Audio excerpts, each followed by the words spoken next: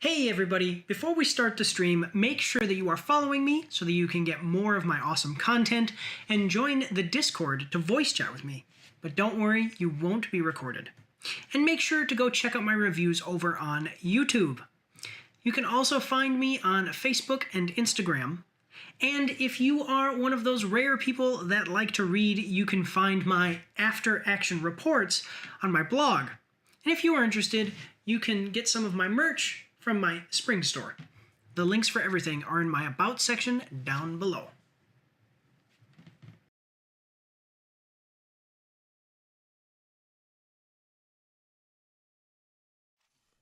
All right, hello everyone and welcome. My chair is still messed up, by the way, so when you see me go back, I'm like way back here. Here we go. As long as you guys can hear me though, because this is the only comfortable way that I can sit now. Oh, I can't even. Okay. Anyway, I'm Mike. This is Mike's After Action Reviews, and we're playing Vampire the Masquerade 5th Edition. We're playing through our story, which is part of the MAARs Chronicle. And currently, we are playing through a story called Shadows on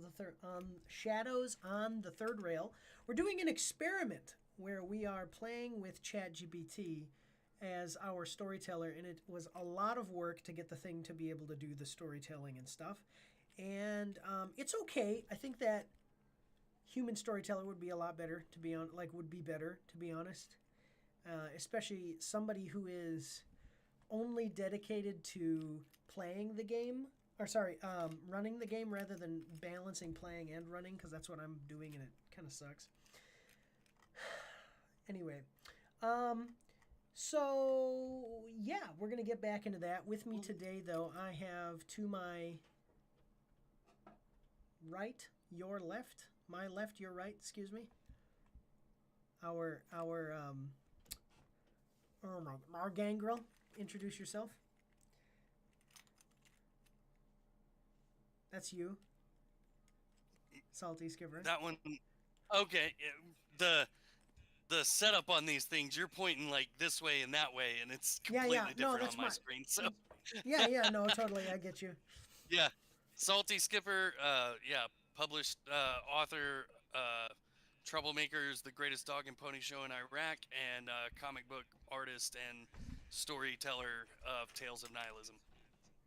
Yeah, and he is playing Rowan Calder, and then Yes. Below me for the audience, but wherever I'm pointing now, introduce yourself. Oh my God, I know all of this, but I keep messing it up in my head. Yeah, I'm the Bruja. I'm the Bruja for the group. I'm a Vladimir Wolfenstein. I'm a three-time war vet, and of course I have a lot of experience with old RPG games and everything else, and video games from going way back to the early '80s, late '70s, '80s. Laura Master Brian, and he's my dad, and I can tell you that the first time that Dad played video game was on a stone tablet. No. Pong, actually. Yeah, Pong. Yeah. Coleco. ColecoVision. There you go. All right. So then I'm Mike from Mars. YouTuber extraordinaire. And go check out the live streams and the other gameplay live streams and trailers with Mike every Friday. 10 trailers, 5 movies, 5 video games, movies or series, I should say, and then movie reviews and video game reviews. I haven't done movie reviews in a minute because movies are just. Anyway, come check us out though. But I am playing the Banu Hakim for the group. I am John Bain, and that's the whole story. So we're gonna get started. If you're new, you're gonna see me kind of always typing, you're not gonna see me in a second here, but I'm always gonna be like typing and all this stuff. And ChatGPT has a little bit of a weird syntax with how it says certain things. Like it'll give an introduction. You're gonna understand what I'm saying. Like instead of just going right into the narrative, it'll tell you what it's doing first. And like I said, this is an experiment, so we're checking it out. It's kind of a novel thing. But all right, here we go. So let's flip on over to the game board. And as you can see, so from left to right, you've got John Bain, that's me talking right now. Then we've got Vladimir Wolfenstein, our Bruja in the middle, and our Gangrel, whose art was done by Salty Skipper, and that is Rowan Calder. And eventually we're going to get him to do all of the art for all of our characters. And yeah, so that's the story. So let's hop in here. ChatGPT is going to take it away for us. And then if there's any audio or video issues, please let me know in the comment section or in the chat so I can fix it in real time. Mode Storyteller. In fiction, opening narration, no action resolution yet. The city never notices the rails. Not really. Steel veins cut through Brooklyn, humming beneath concrete and rusted grates, carrying freight no one questions and schedules no one reads. Trains pass, lights flicker, paperwork clears, and somewhere in that machinery, something is moving blood. Not the kind hospitals track. Tonight, the pattern has already been broken once. A warehouse intercepted. A spur breached mid-transfer. Workers left alive, with memories that never happened. 96 canisters move through the system. One taken, one tasted, one handed off, and one name, Marrow, spoken just loud enough to matter. Now the trail leads here, South Brooklyn, an industrial warehouse pressed up against the rail lines, its walls sweating salt and time. Inside, the operation continues as if nothing has changed, because as far as they know, nothing has. 18 feet above the concrete floor, steel grating runs the length of the building. From that shadowed catwalk, you see the operation below. 3 workers, forklift movement, pallets shifting, routine. Efficient, rehearsed, no alarms, no tension, no sign they know they were touched upstream. The lights hum overhead, the rails outside whisper through the walls, and beneath it all, the system continues to move. You are inside it now.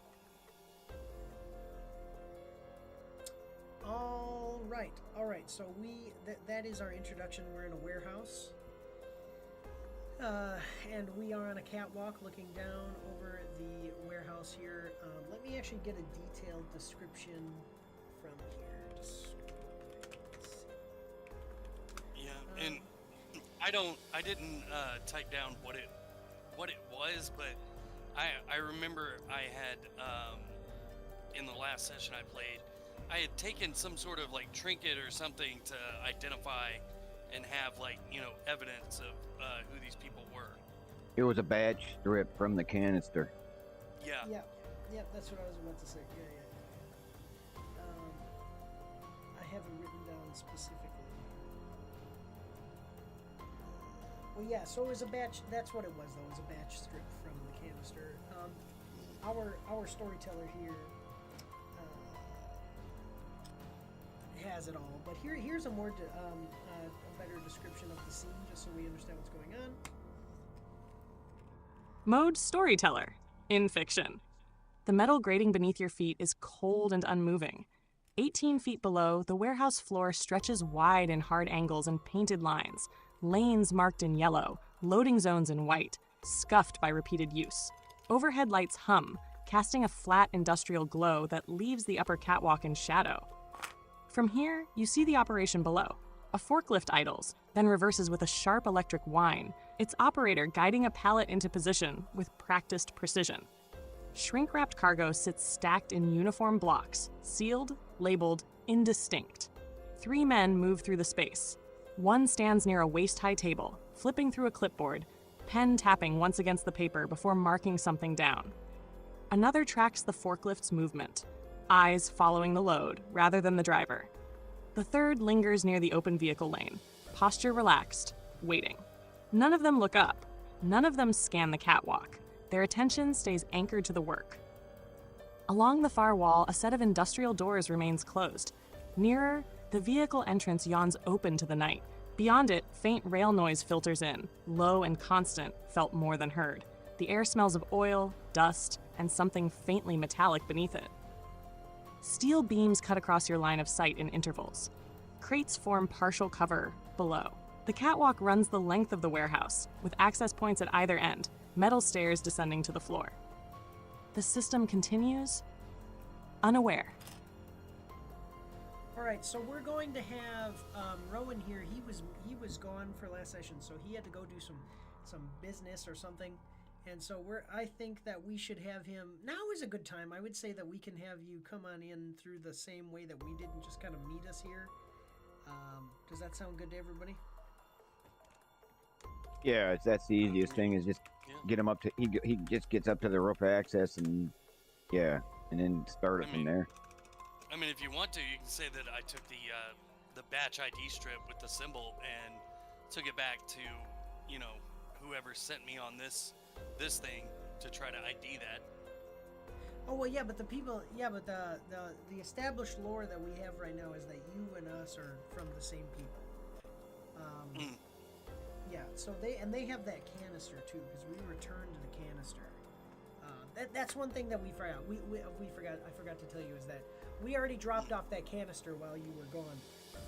Okay. One second. The catwalk. Right here, I'll just say it because it's a lot easier than typing this out. Okay, so I'm talking to ChatGPT now. So we're going to say, so Rowan Calder was not here for last session. He had to go do some other stuff in the city or whatever. It's inconsequential for the story. But we're going to have him, he has met us here. He came through the same path that we did, so he went and stealthed his way up the building, onto the roof, and came down through the trapdoor, and is now here with his famulus Scratch, and he's standing next to John Bain and Vladimir Wolfenstein, and we are going to continue from there. So narrate that scene, please. I'll sneak up and say I had to take Scratch dumpster diving for a minute. Here we go.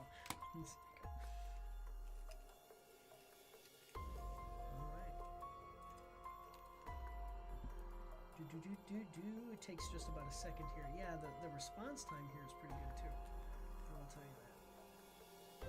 As long as my VPN. Mode, storyteller. The hum of the lights does not change. The rhythm of the warehouse continues below. Forklift, footsteps, paper, motion unbroken. Behind you, a faint shift of metal. Soft, controlled, deliberate.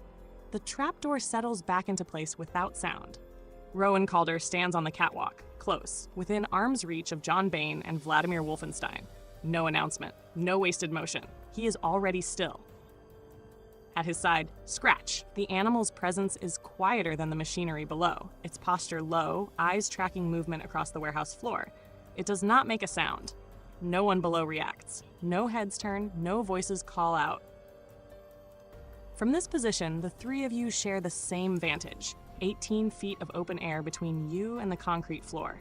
3 workers continuing their routine. Crates forming broken lines of cover. The vehicle entrance open to the night. The far door is still closed. The rails whisper through the walls. The operation continues. And now, all 3 of you are in place.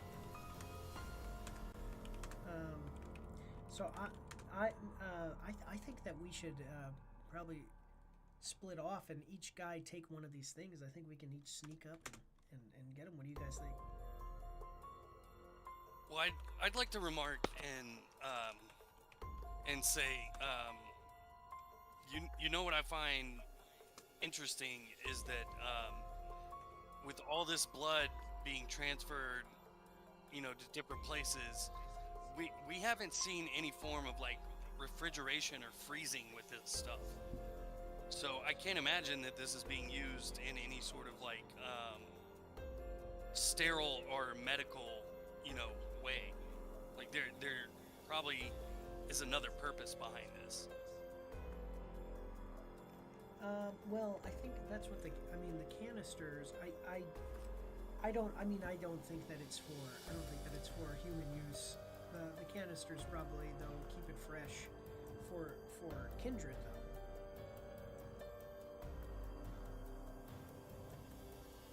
What do you think? We'd hope so. Yeah, I hope so. By the way, as much as we can, like I'm telling you guys what I'm saying because we're not sitting here at the table. I'll kind of tell you when I'm not talking in character, but unless I tell you, I'm in character. Okay. Yeah. Well, yeah, just the grade of the canisters that were being used. I mean, this is also not a careless operation. Anyway, because they're not going to take the expense and time to do that unless it's beneficial for somebody besides practical human medical use. Yeah. Well, also, like, I'm a new vampire, so, you know, these kind of things I'm gonna, you know, notice, I guess. Yeah. Well, I mean, yeah, we've all been kindred for about a year now, so that's why they send us out on these stupid missions.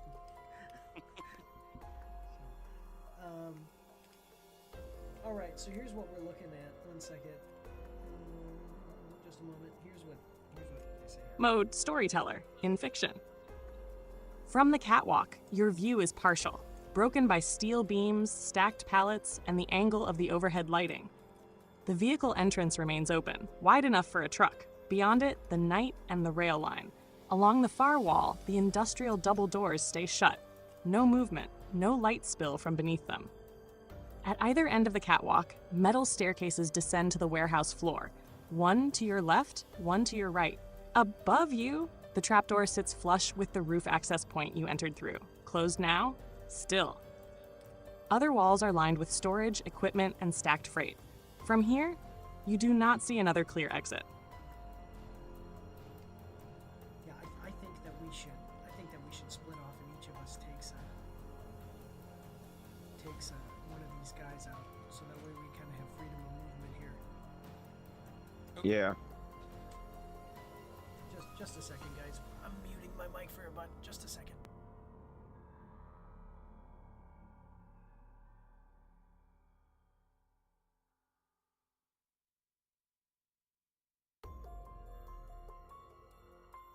Tell everybody what's going on.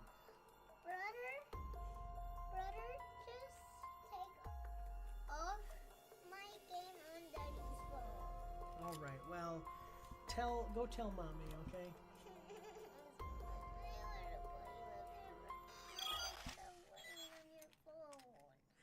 Go tell, sweetheart. Go tell mommy and please close my door, okay? Brian, just do whatever she wants with the game. Close my door, sweetheart. Okay, sorry, that's my daughter. I love her more than I love you guys, so you get what you pay for here, guys. By the way, just letting everybody know, including the players here, you're gonna see me go like this. That's so that way my screen doesn't freeze. There's a lot of talking instead of action and dice rolls, so I have to do something, otherwise my alchemy will like freeze on me. Okay, yeah. So I think that we should split off and take each of these guys. Let me see. Okay, so talking to ChatGPT here, I'll get a better description. Better describe the positions of each of the workers, and then we can kind of decide. Yeah, in relation to like the stairs and stuff, that helps too. Because you went, I believe when we came down, you went more to the right, and I went more to the left on the catwalk, since it was on against only one wall.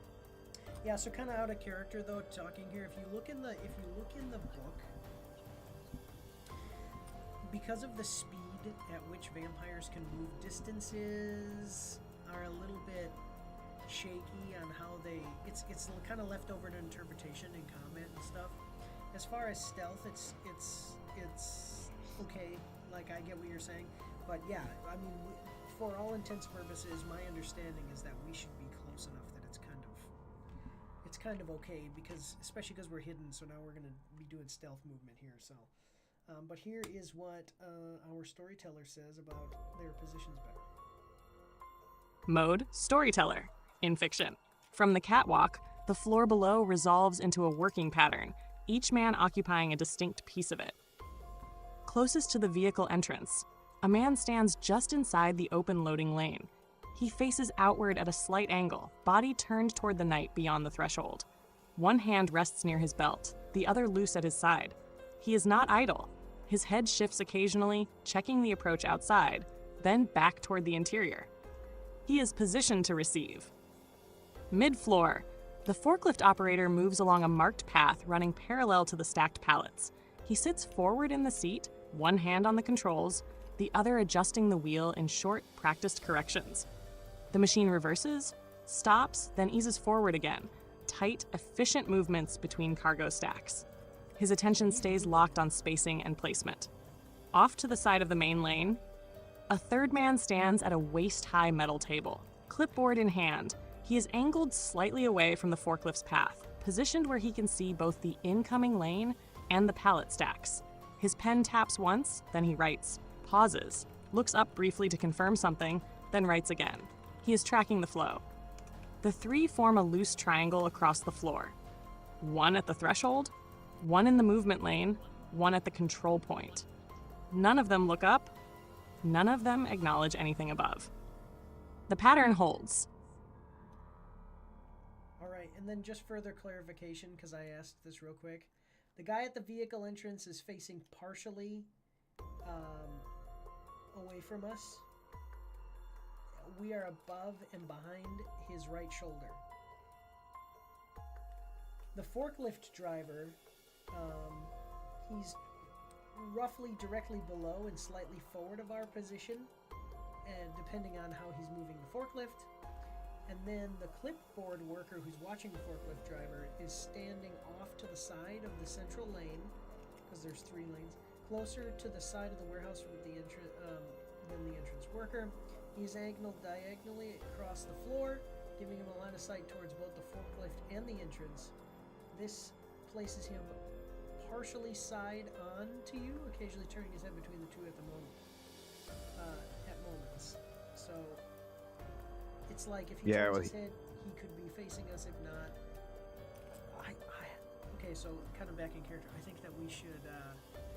We can take out 2 of these guys with no problem for sure. It's the third one. Well, that's going to be the problem. Yeah, but you're. I do believe that you're better equipped for the guy who is the most attentive to the other 2. He has to be the priority move to take out first, because the fact is he's watching the other 2. The other 2 are paying attention to their individual tasks. So, I'll shift down, and I'll move to worry about the guy in the doorway watching the entrance, and then I think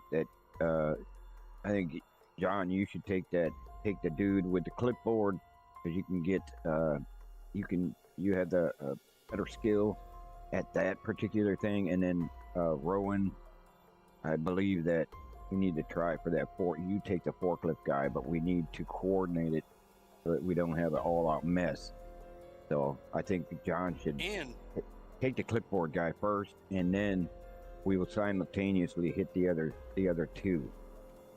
All right. Or so I can send Scratch to distract the one guy watching the 2 guys, so y'all can take them out, and then turn around and take him out, and then I'll hit the forklift guy. But the forklift guy, he's partially inside, occasionally turn. He's on. Just a minute. Let me see, because I'm trying to visualize where the clipboard guy is, because if we can just drop down on top of him, he would be like we could just do that. And then the other 2, it's just speed. It's not even stealth. It's just speed. Let me see. How far? Let me see. How far from the catwalk is the guy holding the clipboard? We're trying to determine, if we could drop down on him from the catwalk.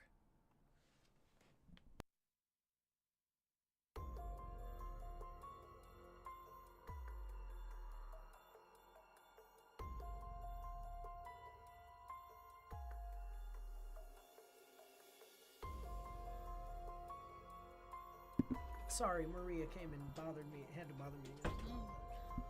Okay, all right. He's 10 or 15 feet horizontally from the catwalk's edge, near the side of the central lane. drop is about is clean 8 feet. Close my door. Clean 8 feet to the concrete. So I could jump down. I think I can make that jump. Let me see. I've got.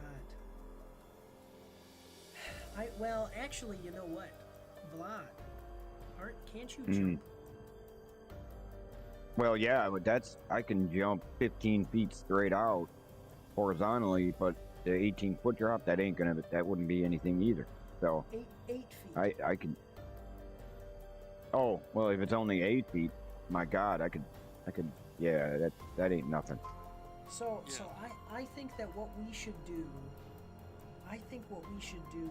Is, I think that you should jump to him and take him out quick. Like, this doesn't have to be stealth. Not right now. If we're fast, it is stealth. You know. I think that you should jump over to him, and then Rowan and I will very quickly. We might even be able to jump to the other people, like jump down and get the other guys. Yeah, the forklift, according to the way it sounded, is almost directly below the catwalk anyway, so that's not that. That's just dropping down. Yeah. So and then it's the. We have clipboard guy, forklift guy, and then those two guys that are being watched by the clipboard dude. Yeah, the one by the entrance, the one that's looking out the. So there's three. There's clipboard, vehicle, and then the one watching the entrance. The one watching the entrance. Okay, I thought they said there were 4. No. Only 3. Look. There's only 3. Okay. Yeah. Okay. So let me just verify this one more time about all of their distances. So the clipboard guy is 10 to 15 feet. The forklift is 5 to 8 feet when he comes the closest, and then the vehicle guy who's watching the vehicle entrance, he's 45 feet. Here's what we should have you jump down to the clipboard guy. I will, as soon as you do that, I'm going to use my fleetness, and I'm going to run over to the entrance guy, and then it's up to I think that it should be up to Calder to get over and kill don't kill. I was thinking, I was thinking what I could do is drop Scratch on top of forklift guy to distract him. He'll be like, oh my God, there's a raccoon right there, and then I jump down and knock him out from the back of the forklift. Yeah, that's good. Yeah, I'll initiate movement, and I'll take as soon as I take off. Then then we'll do simultaneously. You need to hit the guy by the door, and you drop your snatch, and then reach over and take him out off the forklift. So I'm going to position I'm going to move stealthily and position myself in the most prime spot, and then I will. I'll let you. Well, we got headsets now, so we don't have to do all that bull crap with the body signals and all that. So, and then I'll just do the countdown. 3, 2, 1, and go time. Okay, so well, if we but I know that you're talking about this forklift operator. If you were to wait, like if both of you were to wait, he would only be 5 to 8 feet from where we are on the catwalk. You could right. How about this? You could do it simultaneously. How about this? How about we wait until the forklift is right below me? I will drop Scratch down there. That'll cause a little bit of a scene, which is y'all's cue to jump the other 2 guys, and I'll jump down on the forklift and take care of him. Yeah. Okay. Yeah, we can. I mean, we're all good. Yeah, that's fine. Yeah, I'm gonna get in position. I'm gonna watch the forklift before I make the move, and then we'll go. Yeah. Okay. So he's positioned where the forklift comes closest to the catwalk. Man, if I could closest to the catwalk. Yeah, I know. I'm sorry. I'm all messed up. And then John positions at the closest to the vehicle entrance. Vehicle entrance guy. All right. I think we got it. As long as I didn't make. All right. So we're initiating movement. We need stealth rolls.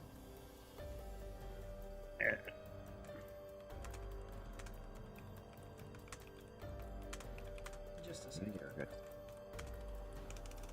Well, I thought if we're moving on the catwalks, we shouldn't have to do any stealth, right? What do you guys think?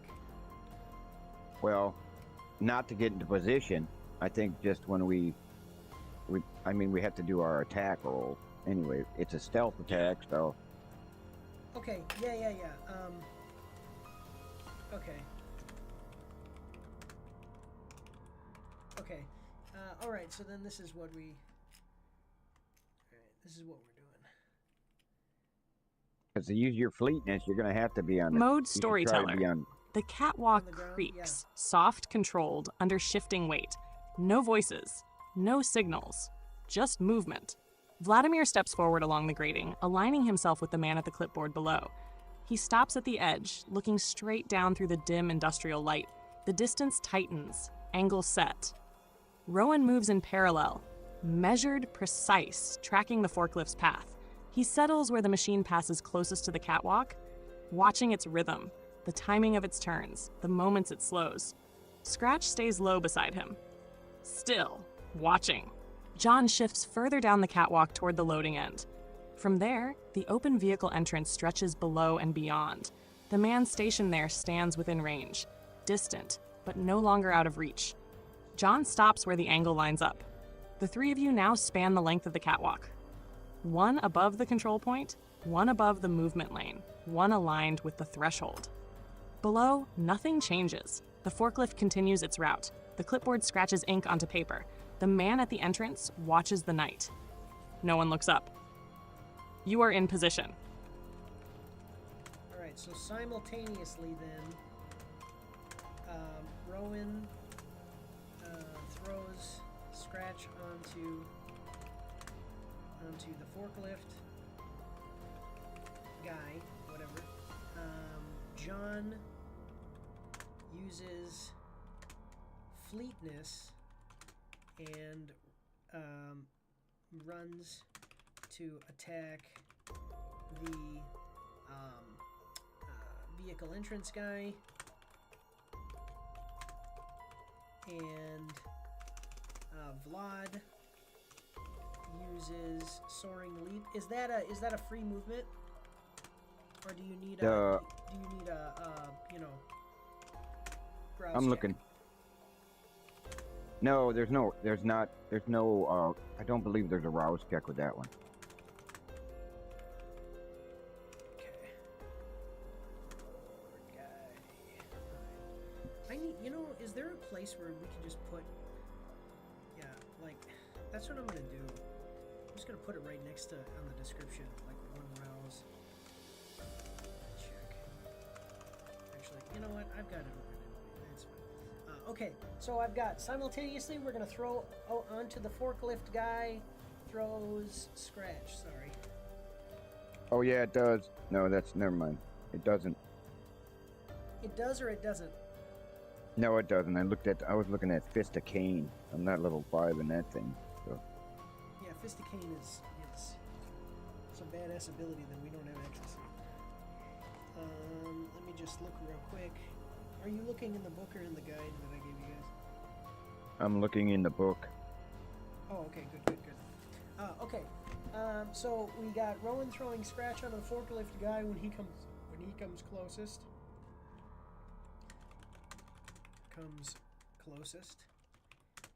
John using fleetness and runs to attack the vehicle entrance. And then Vlad using soaring leap to jump to the clipboard guy. We are all attacking to subdue. All right, there we go. Let's see what our storyteller says. I hope that you guys like the voice of the storyteller. If anyone does not, please let me know. I figured that because we're all male players, it'd be nice to have a lady. Okay. All right, so here's we go. Yeah, it's free. Yeah. All right, so let's do our rouse checks first.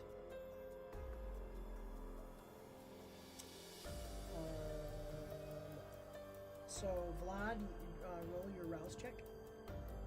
Oh, I have to have a rouse check? It says it's free. Oh, then no. Then you don't have to, but I have to. Yep. Yeah. So I'll roll a rouse check. Oh, no! Crap. Okay, so here we go. Vlad is free. No rouse check. John got a bestial failure. Oh God. And then, yeah, I know. I've been very successful too. What are you doing?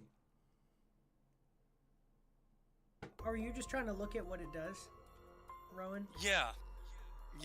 Okay. Bestial failure. Rowan is throwing Scratch. So Scratch can do a grapple attack. All right. There you go.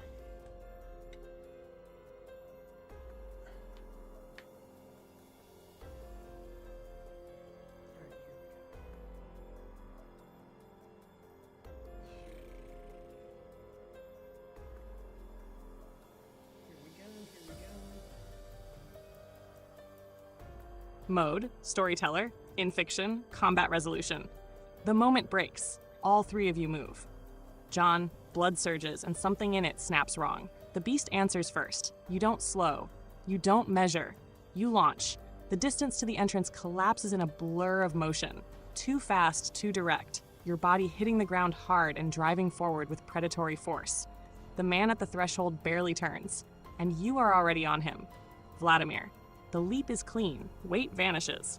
Then, impact. You drop from above with controlled force, closing the distance in a single motion. The clipboard man doesn't even look up before you are on him. Paper scatters, the pen clatters across concrete. Rowan, the timing hits. The forklift passes closest, and Scratch moves. A blur of fur and teeth, thrown with precision into the operator's space. The driver recoils, arms coming up instinctively as the animal collides with him, the machine jolting as control breaks for a split second. Below, everything fractures at once. The forklift jerks off alignment.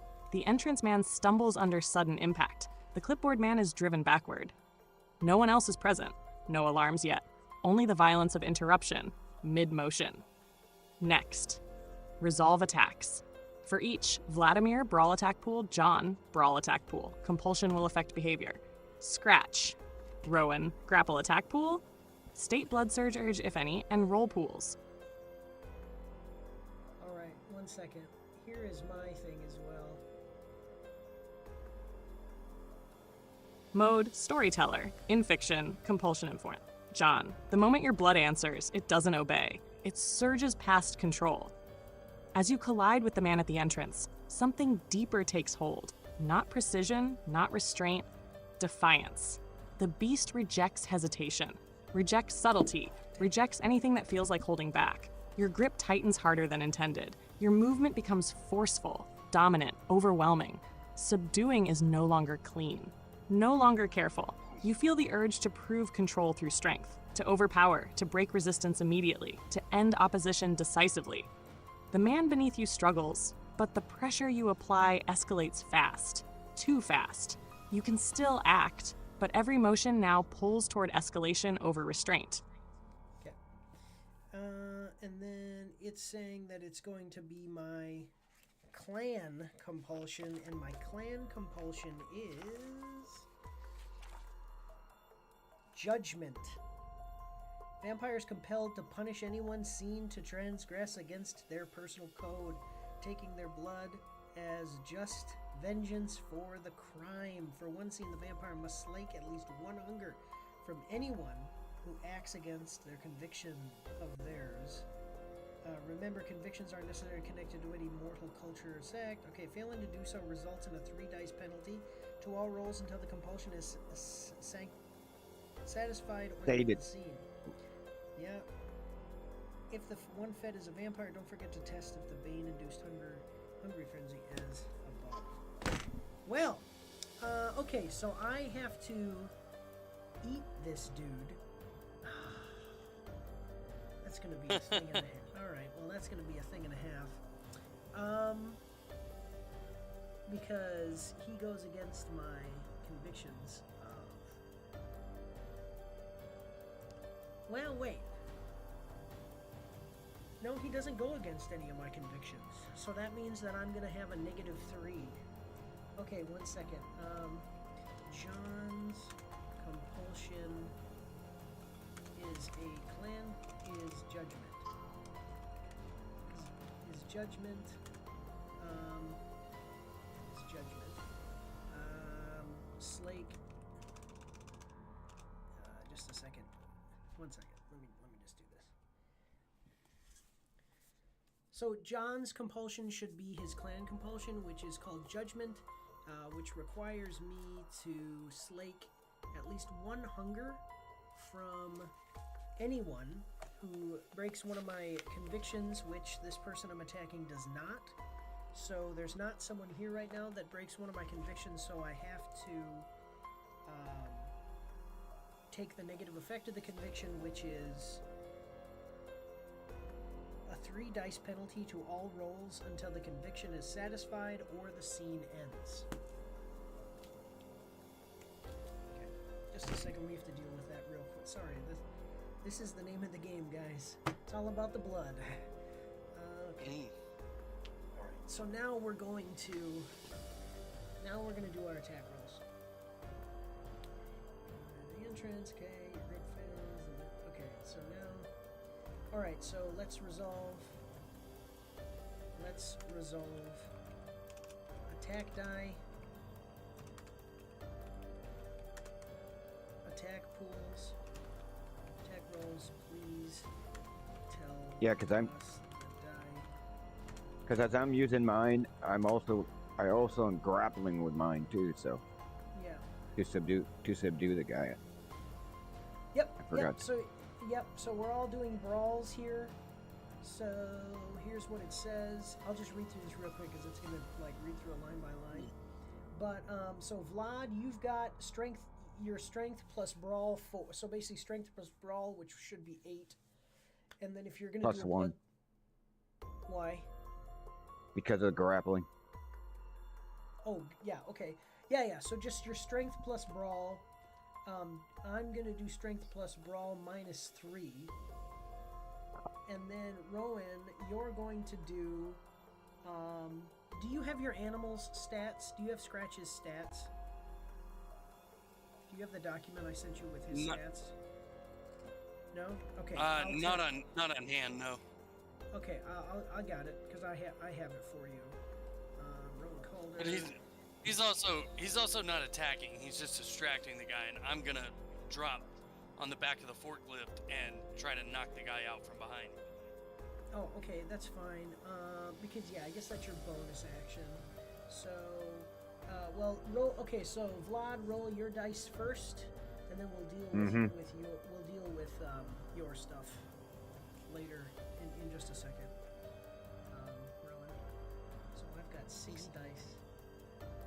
7 successes. Okay, Vlad. It didn't add my damn hunger die. You don't. Are you? Oh, 1 hunger, yeah. It didn't add it this time. Okay, I'll roll one hunger die and see what it does. Yeah. What did it do? Because So I got eight successes total. Hunger die success, 7 regular successes. Oh, and a critical. I got a See. critical success. Mm-hmm. Okay, 8 successes. One being critical. Wait, 1, 2, 3. Okay, yay! Oh, yeah. 8 successes with a critical success. That's pretty good. Okay, that's like a nat. That's like a nat 20 or whatever they. 8 successes with critical success. Okay, and then I have Plus this. 4 for each. So I have 3 because we're all 3 and strength 3. So I have 6 minus 3. So now I have 3. And then I have 1 hunger die, so I've got 2 successes. John, I might need some help. Dang it! Why do I not? Oh, you know what? I've got Scratch's stuff. So we have to count Scratch's attack as a we have to count it as a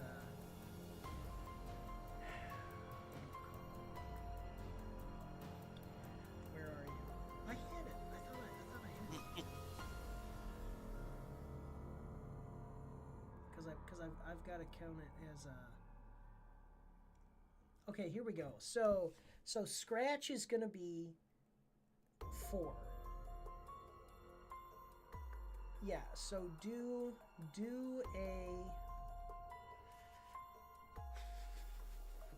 roll 5 because you have 1 die to roll 4.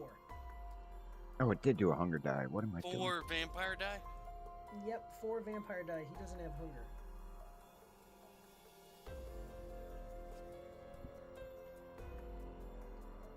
All right. 4 vampire die. With no hunger. Well, Yeah, no hunger. Disregard the hunger. That's all right. Okay, and then Scratch is 2 successes. Yeah, 2 success, 2 failures. Yep, got it. And then we're gonna deal with because that's your action. Now we'll do your second action.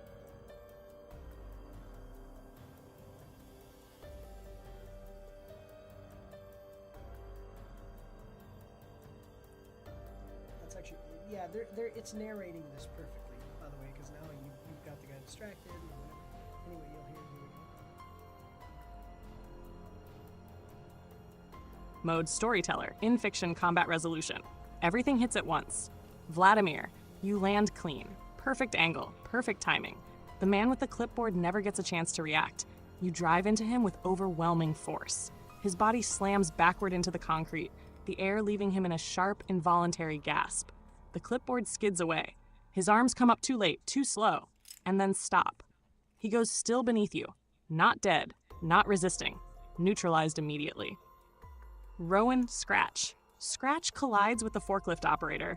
Claws latch. Weight shifts. The operator jerks violently, one hand flying off the controls as the animal hits his upper body. The forklift lurches, metal whining as it veers slightly offline. He doesn't fall, but he's no longer in control. One arm up, trying to shield his face. The other scrambling for balance. Engaged. Disrupted. Not subdued. John. You hit the entrance man, but the hesitation inside you costs you. Your grip slips just enough. Your timing is off. The man twists under you, half falling, half turning, your strike landing, but not clean. He stumbles hard, crashing into the concrete near the threshold, but he's still moving, still resisting, trying to push away, trying to get space. The warehouse breaks, forklift grinding out of alignment. 1 man down, 2 struggling. No alarms yet, no outside response. Current state, clipboard worker, subdued, out of the fight. Forklift operator, engaged with Scratch, unstable, not subdued. Entrance worker, engaged with John, resisting. You are in control, but not finished. All right. Let me go. Enemy actions, because the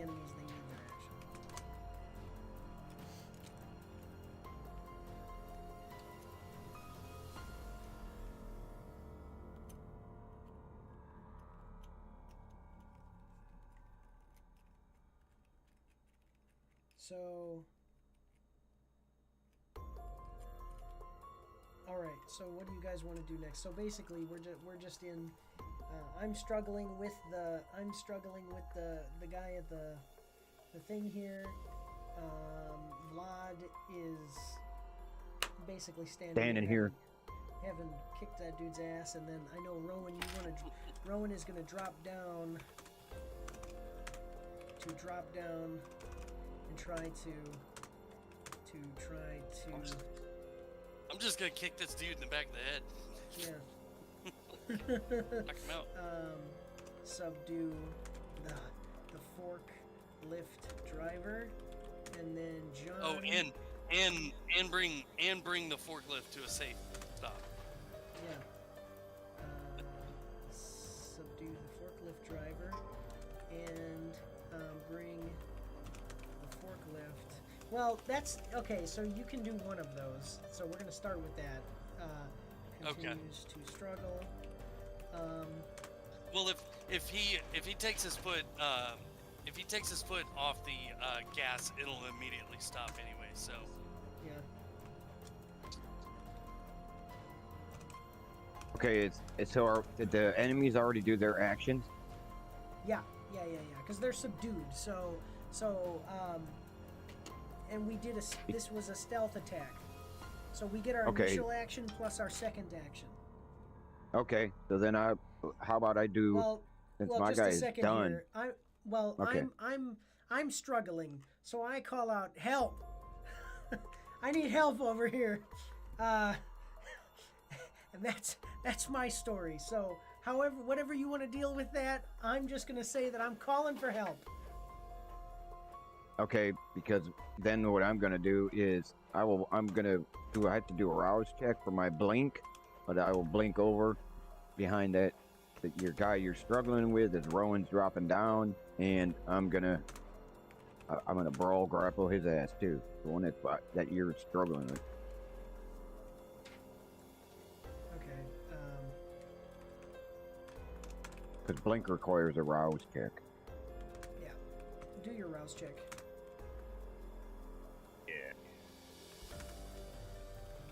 Give me a rouse check.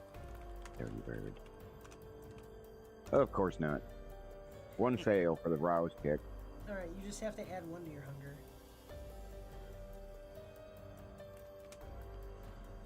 All right. I'm telling you, it's gonna do. All right. Here we go. Been here before.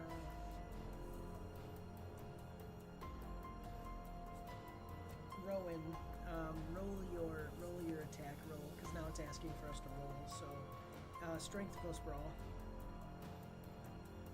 all right, my strength is 4, and my brawl is 2. So I do 6 vampire dice for that. 6 Yeah, vampire but dice, but subtract 1 for your hunger, and like replace it with your hunger. Whatever your hunger is, replace one of those Okay. dice with hunger, or whatever amount of dice with hunger. Yeah. One of them has to be a hunger, and if you have that set in alchemy, it does do it. I wasn't paying attention when I did my roll. So yeah, you just put the vampire dice then, I guess. So I can't do that. So however you guys do that, you guys have to figure that out, because I can't do it because I'm the storyteller. Yeah. So 1, 2, 3, 4, 5. And then you have the hunger dice is the red one. Hmm. Yeah. The hunger dice is the red one. So that extra hunger dice you did, you don't have to do. It was a failure, so we'll count it as a failure. But in the future, ignore doing hunger dice, because alchemy does it automatically. Okay. So you've got Rowan is 5 successes. Vlad, rouse check fail. Okay, and then roll your brawl plus strength. Yeah, so I gotta do 9. So, and then out of the 9, it will automatically replace the dice. Yep. 9, because I'm grappling too. I always grapple. Ooh, 8 successes with a critical success. Oh, wait a minute though. But you got a messy critical. is that a messy critical? Yeah, because Yeah. because you because okay, so then okay, Oh. so then we go Yep, messy critical. a critical in which one of the hunger dice has an ankh with 2 fangs. Oh, okay, so And you a- might. So that's a messy crit. Okay, so then that's a messy critical. So it's the storyteller is going to decide. But 8 successes with a messy critical. Yeah, if it would have been a regular success, it wouldn't have been though, because it has to have the critical and a hunger critical. Right, but you did that. You have. Yeah, you I know, have a I know. critical, yeah. I wish I would have just got a regular freaking success. But whatever. I don't care if I break something on them. Okay, and then so please.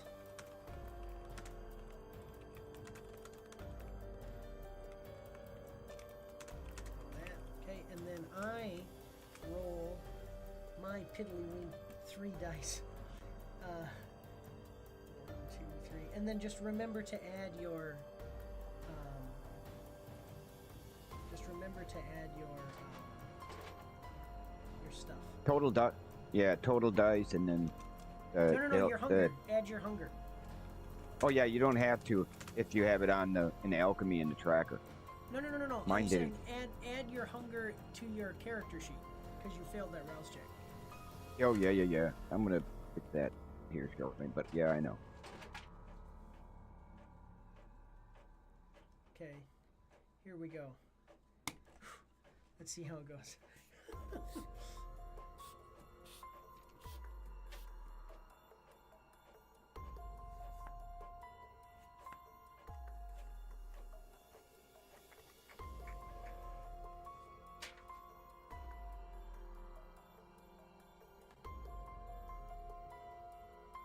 Just a second. Oh man, it messed up. 1 second, it messed.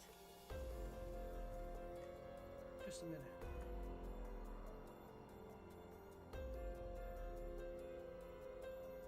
Okay, yeah, there we go. It did it right. Mode, storyteller, in fiction, combat resolution. Everything collapses into motion again. Fast, violent, uncontrolled. Rowan, you drop. The 18 feet vanish in a controlled descent, boots hitting hard beside the forklift as you move immediately into the operator's space. Scratch has already broken him. You finish it. Your hands lock onto him. Pull, twist, drive. He's dragged out of alignment, half out of the seat, his resistance collapsing under the combined pressure. The forklift lurches again, then idles, crooked. The man goes down hard beside it, breathing. Not fighting, subdued. John, you struggle, but the fracture inside you remains. Your grip slips again, your weight shifts wrong. The man tears partially free, just enough to twist, just enough to push. He's still in your grasp, but not controlled. Not yet. I need help. Your voice cuts across the warehouse. Vladimir. The blood answers and fails you. Hunger claws upward, but you move anyway. The world folds. Blink. You are no longer above, you are there.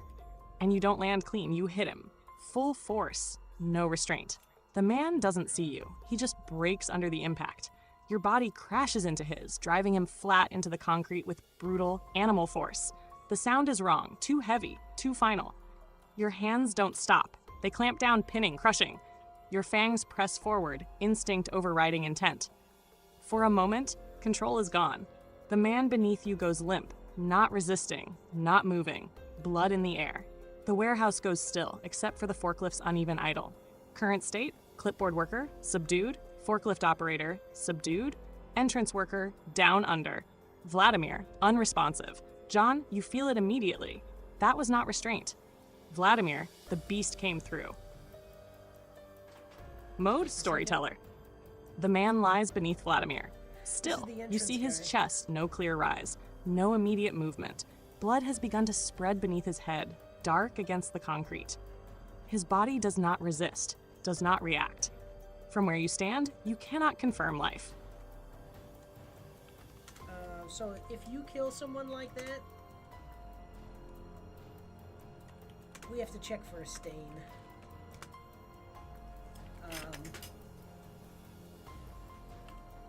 So for everyone, not familiar with Vampire the Masquerade,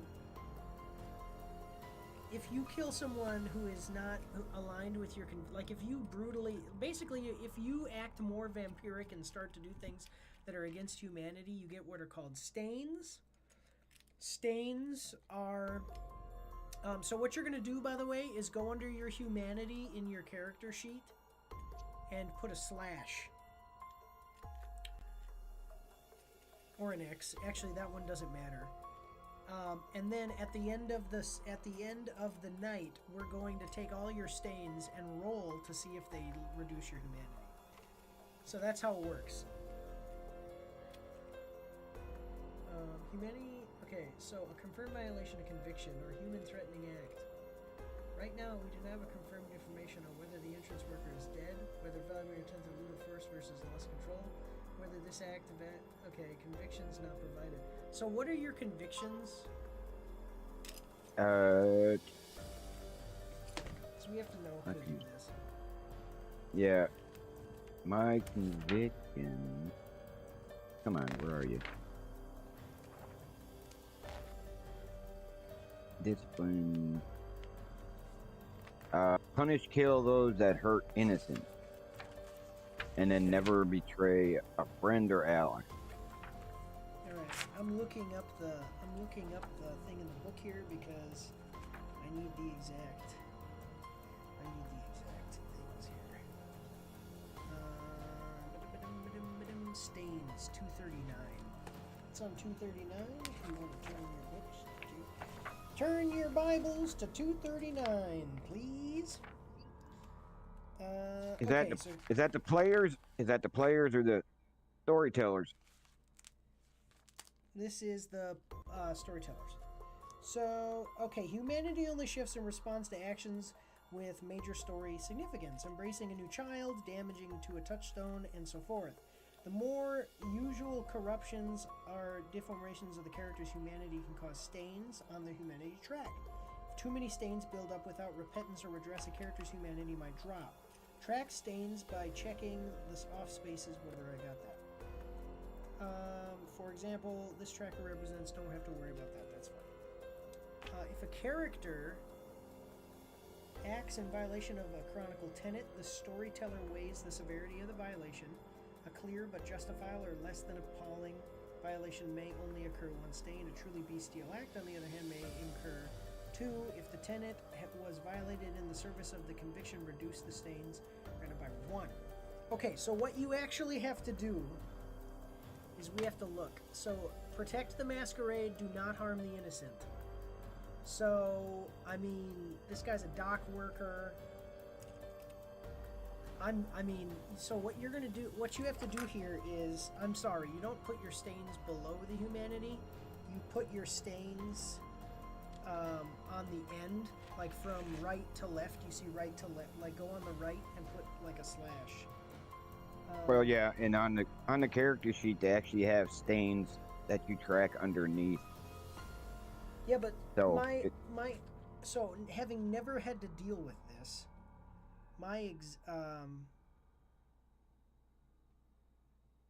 yeah, so here's what it says. If the tenant was okay, any extra stains left over after filling the empty dots on the humanity track are trigger degeneration and cause aggravated willpower damage. If a character accumulates more stains than they have empty boxes, they become impaired, resulting in a 2 dice penalty to all pools in this case. As they are overcome with regret.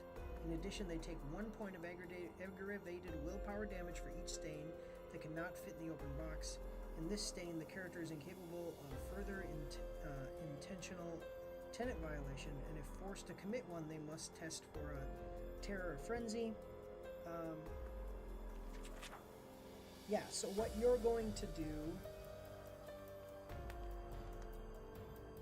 Man, that keeps a beast.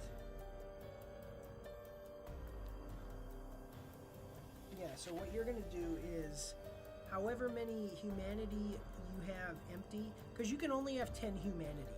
So there's 10 dots, you can put a slash, or you can put it below it, that's fine too, but I'm just saying, in some way you have to track, and once you get more stains than you do leftover humanity spaces, then we have a problem. Right. Well, yeah, and that's what the stain bar is 10, and my humanity, what? Oh, I can't remember. What was the total for humanity again? I can't remember. Hold on. I have it here. Mine's 6.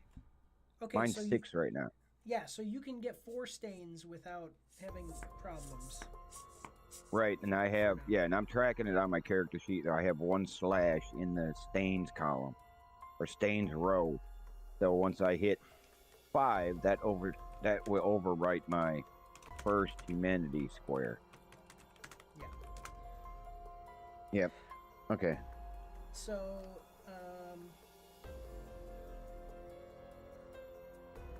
okay, so he's dead. So the Chronicle Tenet is all of that. So yeah, it violates. So yeah, so we've got 1 stain. That's fine. And then stains drop off. Killing a mortal and loss of control. This stain is recorded now.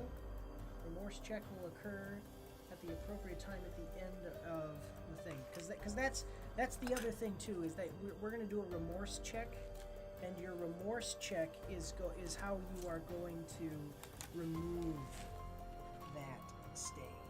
So, but we are all good with that. Remorse, which is again 239. So let me just check again. All right, so they're all subdued. 1 guy is dead. What do you guys want to do? It's okay. Well, now they're both okay. They're all out. So now we need to check out the clipboard guy and stuff. We need to do some investigation. Mm-hmm. Yep. So if I can move around. I mean, I was sitting there kind of like whatever. Okay. Then I'm gonna go and I'll go over and investigate around where the clipboard guy was working, what he has on the clipboard, that kind of thing. You start looking around. Okay, 1 second. I'm gonna drag that dead piece of meat out of the way, though. I don't want it just laying in the middle of the floor. Still got to protect the masquerade. So. Well, why don't you leave him to me if you want to go check out the. Just a second. How do I want to say this? John is saying to you, why don't you leave him to me while you go check out the clipboard, the guy with the clipboard. I'm having a problem. Something's wrong with the blood. I can't really focus right now, but I'll move this guy. Yeah, okay. Otherwise, worst case, I'll drop the forklift, tip the forklift over on top and make it look like an accident. That protects the masquerade. That's perfect. that's about what I was gonna suggest. Is I'm at the forklift, I can just like drive it over there and fucking drive it on top of this guy, and then when the other guy comes to, he's gonna think that he crashed and freaking ran this guy over. This is perfect. Okay. All right. So here's what. Okay. So then I'm gonna tell. Well, okay. What are you gonna do with the guy on the forklift right now, though? He's on the ground. He got knocked off. I'm going after I drive the forklift over, on top of the other guy who's dead. I'm gonna take the guy that I knocked out of the forklift and put him in the driver's seat. Okay, excellent. Okay, so here's I'm gonna tell ChatGPT.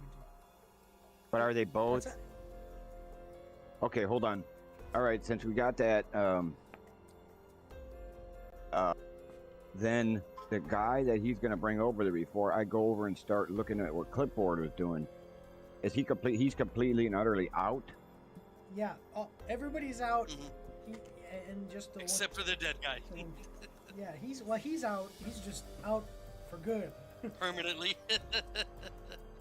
Okay, because that's where I was gonna say. Then, if I can slap old boy awake, the forklift guy, then I will cloud his mind and make him forget that he got attacked from Rowan, and I don't think we need to do that just yet. Like, we're just gonna stage this and then probably like do our investigation first. Yeah. Okay. Yeah. Just stage it. And why if instead of doing getting all complicated with this, why don't we stage it? Mm-hmm. Take something and hit him in the back of the head with it. So that way it looks like something fell on him. And then drive it over, and then we're done. We don't have to use any of our powers. Well, because for right now we need to investigate this place, and even after we stage this, we need to look and see, are there any security cameras that watched everything that we just did. Yeah. I'm telling you guys, I'm unfocused. I can't. I'm messing up on everything right now. I need you guys to kind of take the lead on this. All right. Yep. Okay. So, okay. so We'll do, yeah. So we're gonna just stage the forklift and everything. Like the guy lost control, hit the one guy, killed him, and then we'll go doing our investigation, and then for final mop up, we'll make sure we wipe any security cameras we find, and if I have to, I'll wake old boy, blank his memory, and then let him believe that he lost control. Yeah, that he did. He killed the guy. Right. Okay, so let's do it. Okay, so in order to protect the masquerade, what we're going to do here is Rowan is going to drive the forklift over to the dead guy, over him, and like park the wheel on top of him or something. And to make it look like he was run over by the forklift, we're going to take the forklift driver who's currently passed out, knocked out. We're going to put him in the driver's seat and stage it to look like he ran over the guy accidentally in some kind of accident. Vladimir is going to go over to the guy who's holding the clipboard and start to investigate and look around and see what's going on with that. John is going to kind of take a back seat to all of this because he's having really bad problems with his blood. Because of his compulsion, and he's got -3 to all his rolls, so he's basically useless right now. I would suggest that we look around this place before worrying about the security cameras also, by the way. Just because. Oh yeah. That's the end. That's the end result before we vacate the building. We need to remember that we have to take care of if there's any recorded footage, and also old boy. Make sure to check. I would also just say make sure to check the forklift driver. Probably the best one to get is the clipboard guy, because the clipboard guy seems like some kind of supervisor, so he'd be the guy. But all right, here we've got our response. So Mode, storyteller. In fiction, action resolution. The warehouse breathes unevenly now, forklift idling. Metal ticking as it settles. 3 bodies. 2 still, 1 shaken. Rowan, you move first. The forklift responds sluggishly at first, then obeys. The forks lower slightly as you guide it off its crooked angle and toward the entrance. The body lies where it fell. You line it up. The machine rolls forward. A dull final sound beneath the wheel as weight settles. You stop. Adjust. Position the vehicle. The unconscious driver is dragged, dead weight, unresisting, back toward the forklift. His limbs hang loosely as you haul him up and force him into the seat. His hands are placed near the controls. His body slumps forward naturally. From a distance, it begins to read. The scene changes shape. Less intrusion, more accident. Vladimir, you leave the body behind. The clipboard lies a few feet from the subdued man, papers scattered across the concrete. You crouch. The documents are structured. Columns, times, shipment identifiers, repeated entries, consistent formatting. One detail stands out, a sequence of markings that do not match the rest. Short codes, repeated. You hear nothing from the man beneath you, only the slow, uneven breathing of someone unconscious. John, you remain where you are. The blood doesn't settle, it churns. Your hands feel wrong, like they belong to something else. The scene moves around you, but you do not. Current state, scene staged, partially consistent with industrial accident. Clipboard contains irregular coded entries. 2 workers, unconscious. 1 worker dead, now staged under forklift. The warehouse is still not reacting. No alarms, no voices. But time is moving. I can try to help look around and stuff with everybody. If you know, I know you're checking out that other body, but I can do just kind of like a general scan of the warehouse here as you guys do your checks of the bodies. Yeah. 'Cause I've got investigation 3. And it'll be investigation and wits, so that'll be 6. I'll still be rolling 3. I mean, it's not great, but it's what I've got.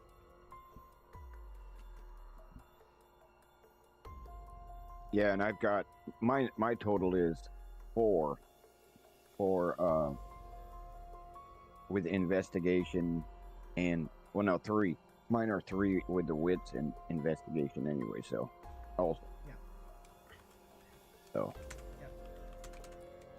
All right. Yep. So that's what I'm gonna do. I'll check over that stuff, do a thorough search, see what's going on. If I don't recognize those markings and stuff, I'll see if Rowan has any idea, since he does all kinds of secret squirrel stuff or whatever. To that dock work and stuff.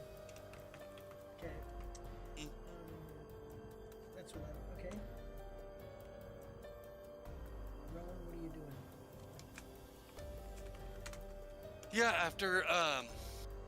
after we've shown up and staged, the forklift accident, I'm going to look around and see the inventory that the forklift is moving around.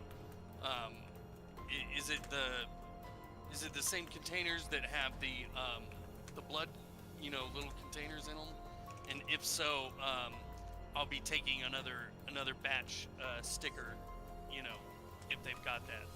But first, I'm gonna see, what it is. What's the stuff they're moving around? Okay. Yeah, and when sorry. And then I'm pulling out my reserve bag of blood, and I am going to I'm going to suck that down to satisfy one of my dots in hunger. I kept that bag of blood for a while now. Yeah, so just reduce your hunger, that's fine. by 1. Yes.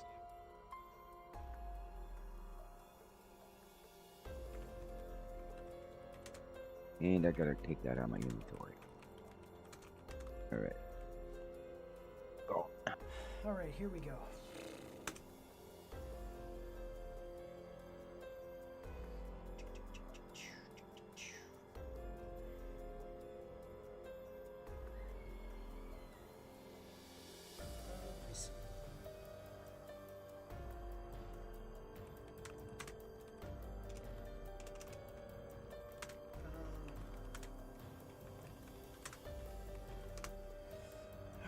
So all of these should include rolls. So I'm not sure if it's wits or intelligence. That's the only thing I'm wondering, and it knows because it has the list of rolls.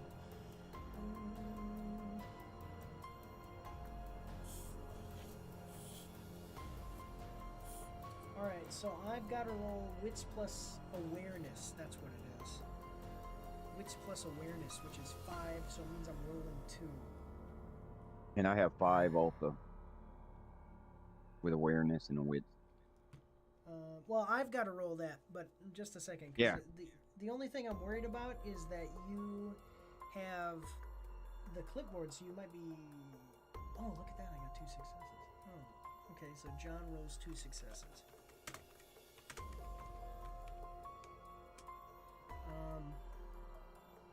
And then, Vlad, you're going to roll...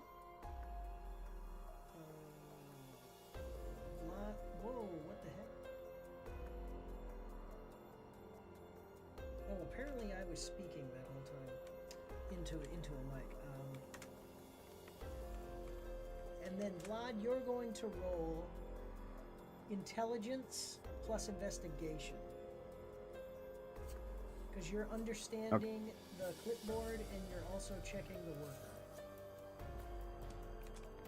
Yeah, okay.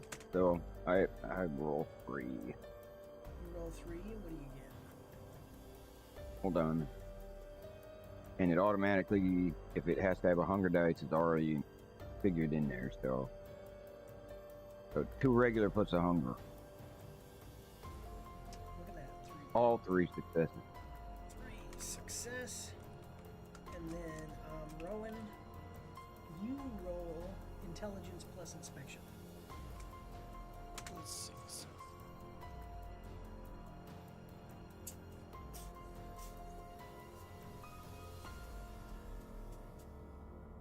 My intelligence is 3. Well, okay. Sorry. Here are your And options. I don't see it. I don't see an inspection.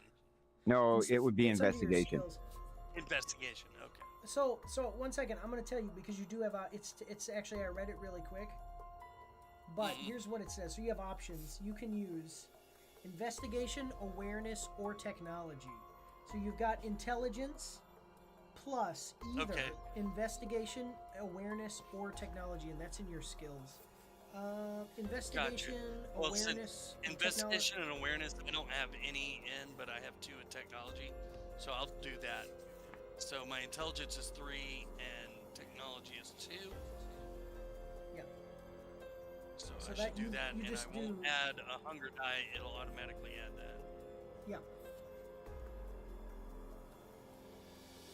So 5 vampire die. Let's go with that. Ooh, look at that. Messy critical. All right, let's see what happens. Messy critical on that type of roll is interesting. I'm going to look. We're going to see what it says. Because that's the only instructions that I have. It does not say what messy critical means for something that is just like investigation or whatever. I'm going to see what it Right. says, but if it says something weird, we're going to argue with the storyteller and I'm going to win. So, 6 successes. Messy critical. Yeah, I was gonna say, how the hell you get a messy critical when you're looking around? Yeah, no, that is a thing. It is weird. I'm gonna look at it real quick and see if it says anything weird before I tell you what it says. Relax. Oh, that's a good point.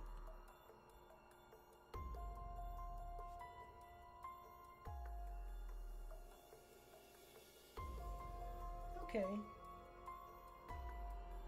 It's fine. That's all right. It just gives us some flavor text, which is fine. Mode, storyteller. In fiction, action resolution. The warehouse settles into a tense, artificial stillness. Each of you pushes further into the moment, and the truth of the place begins to surface. John, sweep. 2 successes. Reduced effectiveness. You move through the space, eyes scanning, but your focus drags. Details slip. Connections don't fully form. You still catch the obvious. The layout is too clean, industrial, but controlled. The far doors are secured, no simple exit. The space lacks anything personal. No food, no clutter, no signs of workers lingering. But deeper meaning, pattern recognition, it doesn't come together, not tonight. Vladimir, clipboard worker, 3 successes. You steady yourself. Push past the lingering edge of the beast. Focus. The worker, alive. Unconscious. Breathing shallow but stable. The clipboard, you sort through it with intent. The structure becomes clearer. Standard entries, time, palette movement, confirmation marks. The repeating codes, they are not random. They are routing identifiers, not destinations, but internal classification tags. Each palette is being tracked through a system that exists outside normal logistics. One more detail, some entries are marked twice. Same palette ID, different timestamps. This isn't just movement, it's transfer tracking across multiple stages. Rowan, cargo inspection, 6 successes, messy critical. You approach the pallets and the beast leans in with you. The plastic wrap stretches tight across the surface. You don't just look, you tear. The wrap splits under your hands, fast, sharp, uncontrolled. Inside, sealed containers, medical grade, cold packed. Blood. The scent hits immediately, not faint, not hidden, fresh, stored, prepared. Your senses sharpen, too sharp. The beast rises with it. Recognition, hunger, instinct. You know what this is. Not random supply. not hospital waste. This is distribution, organized, scaled, deliberate. The torn pallet now exposed, no longer pristine, no longer part of the illusion. Scene state update. Blood shipment confirmed. System uses coded internal routing. Multiple stage transfers indicated. Warehouse staging point, not origin. One pallet, now open. The smell lingers. And something in you doesn't want to step away. Oh, yeah. I know I'm going to use that too. Yeah, guys, I can't. I'm sorry that I can't. My senses aren't. Something hit me when I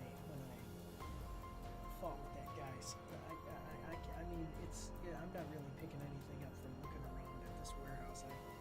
You might have to look over things. Right, yeah. I will toss you one of the blood containers from this thing, and be like, hey, maybe this will freshen you up. Oh well, And then I'll put one in my pocket. Well, I was gonna say I'm not affected. I'm affected because of my the beast got me. Like, it's not my hunger. It's not my hunger. But I'll take the damn thing though. Give me that. Yeah. Okay. I mean, gonna like I said, I don't know this vampire stuff, so I'm just like, oh, here's some fresh blood. Maybe that'll help you. You know. Yeah, like, it's the beast. It's the beast. I overdid it. I overdid it when I fought that guy. I'm struggling with my vampire senses right now. And But I'm still taking one. Yeah. I'll throw one to you as well. But at the same time, I'm gonna look at Vlad and I'm gonna be like, we need to absolutely confirm that there's no security cameras here. Blood. One second. What did it say it was contained in? Is it a sealed container? A cold pack storage. Yeah, right. But I'm saying the pallet was wrapped inside sealed containers, medical grade, cold. Oh, okay, yeah. Everyone a blood pack, and keeps one for himself. Okay. We don't have to tell her our dialogue, so I just have to have her narrate our actions. Are they now? What came out, was it a canister like we found earlier? Is that what it was? No, a pack, blood packs. Okay. That are okay. So the pallets are wrapped inside the pallet, like the pallets are wrapped, and then it's in a big container that is blood packs that are cold.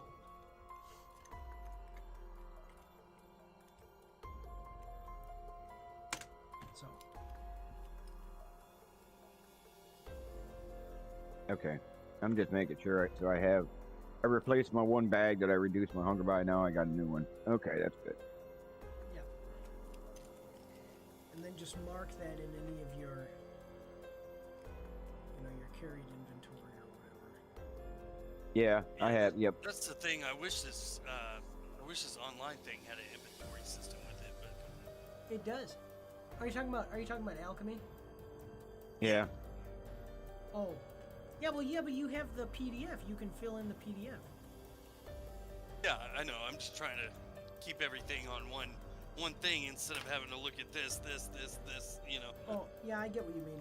That's why I honestly hate doing this. Like online, I wish that we all lived near each other and could meet and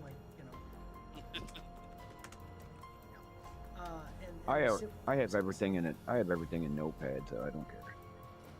Oh, okay. All right. Well, so each of us has a blood pack now, and what are we doing now? So, John, Vlad, what are you doing? All right, we checked all that stuff. So now, we need to look around. I'm gonna check around, see if there is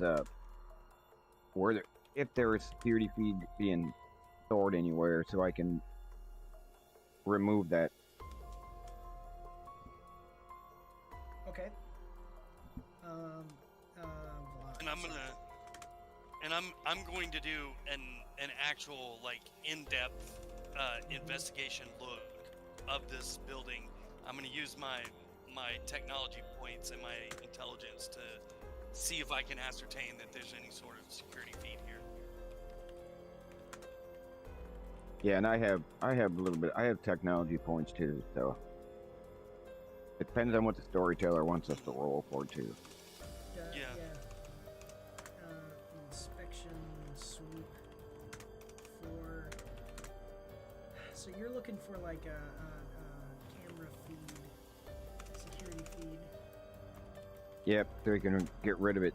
area, and then you're looking for deeper inspection of the warehouse.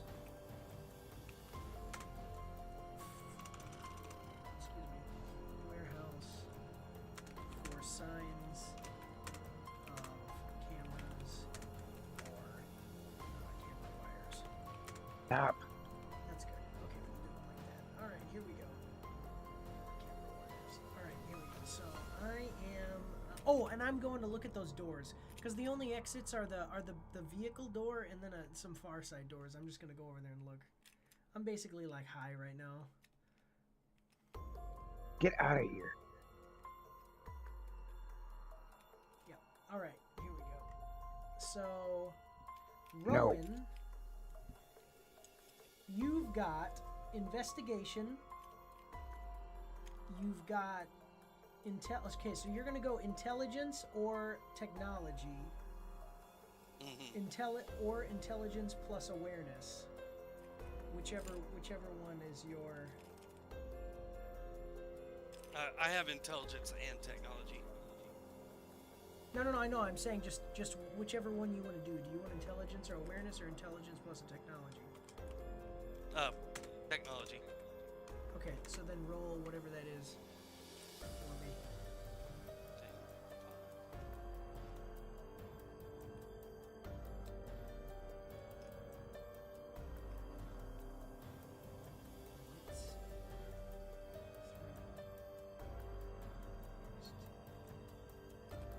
I've got a roll. So you've got 6 successes. Ooh, with a critical success. 6 successes with a critical success. It's a big deal. Now I'm gonna roll 2 because I have to do this. I have this stupid crap.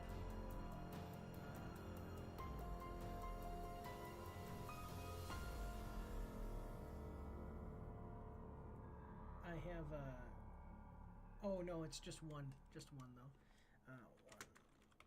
Because it has to be a critical. And then Vlad, you are gonna do intelligence plus investigation. Okay. There we go.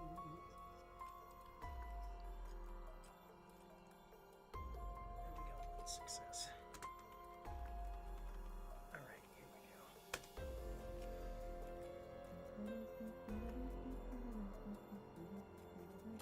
Okay.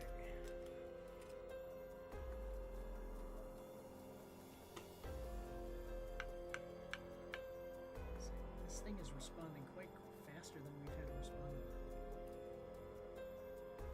Okay, here we go.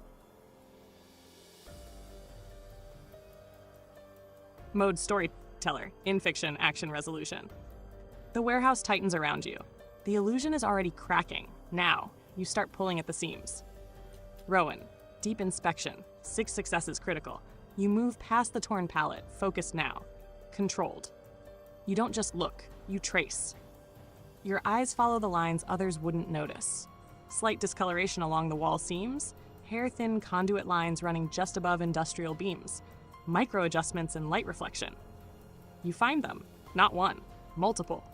Cameras, positioned high, angled toward movement lanes and transfer points, not entrances. Small, industrial, easy to miss. Then, the wiring. You follow it, not exposed, not obvious, but they are running along the upper structure. All lines converge toward the far wall, toward the secured doors. That's not just a storage area, that's where the system is controlled.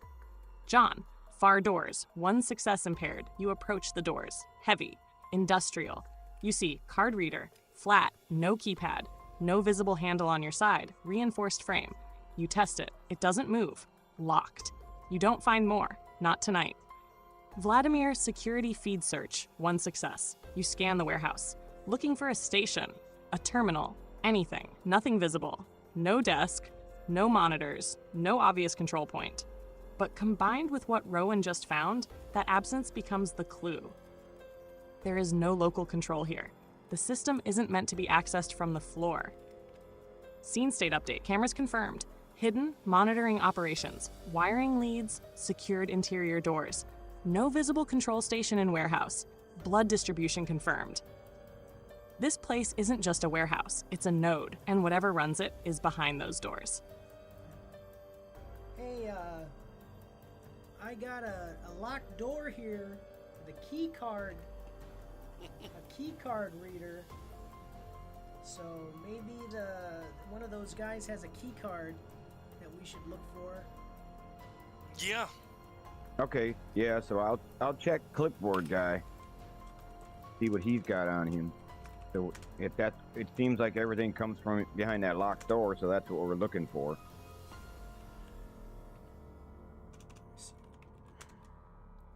Clipboard. I like how clipboard guy is the. Okay, and then Rowan, what do you want to do? Okay, so I'm following those leads back to their origin point, and But it's behind the door. Yeah, behind the door. Then we're all probably looking at all of these dudes to see if we can find a key card to get in. Yeah. Well, I will honestly tell you, I've got some pretty good lock picking skills. I know that I'm all screwy right now, but let me see if I can. That's what I'll. If you guys are gonna check that stuff, checks forklift guy or key card. I will. Let me see. Inspect the locks to see if I can pick them. Okay. All right, we're getting into the flow here. This is nice. All right, so.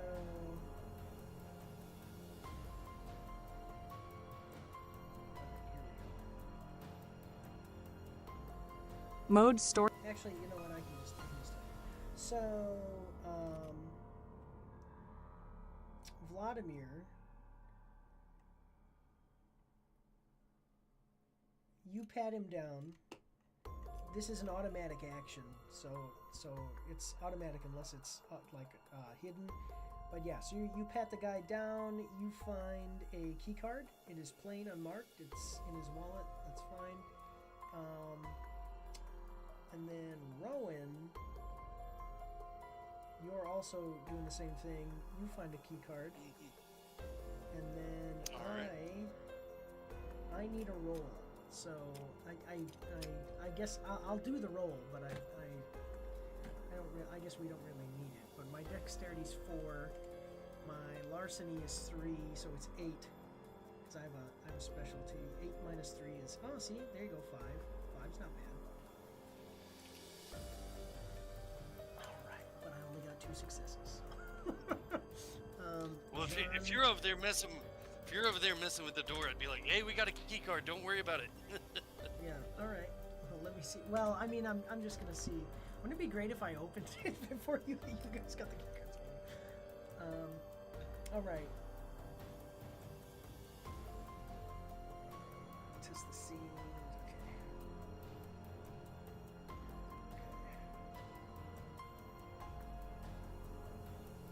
Mode, storyteller, in fiction, action resolution.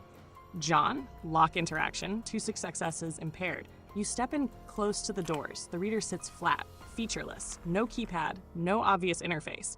You test the seams, edges, frame, panel alignment. Your fingers trace for mechanical weakness, but this isn't a traditional lock. You find no pick access, no exposed tumblers, no mechanical bypass point. The system is electronic only, card-based. You do manage one thing. You confirm the reader is active. Powered. Yeah, real Waiting for great, input. Thanks. Current state update. 2 keycards recovered. Clipboard worker plus forklift operator. Door requires card access. No mechanical bypass available. The path forward is clear. The door is ready if you use the right key. All right. All right. Well, I'm gonna go over to that door and I'll try my one off the Yep. clipboard guy. See if that one works. So I'm putting that we all gather at the door. Vlad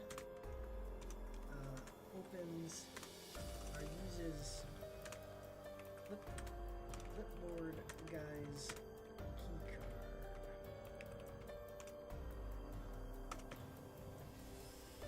Here we go.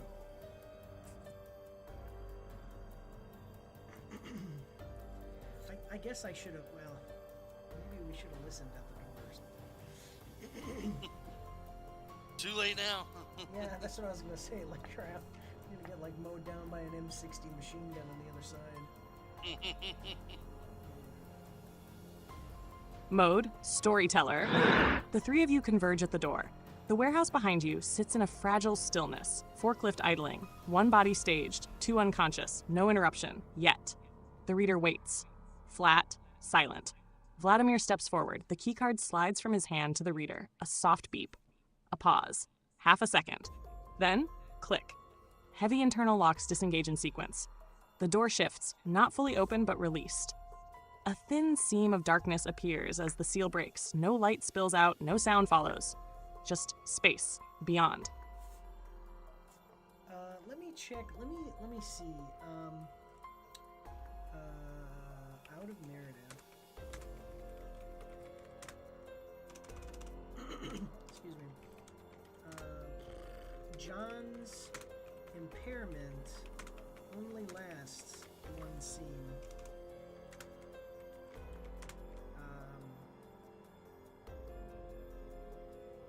Are we now in a new scene?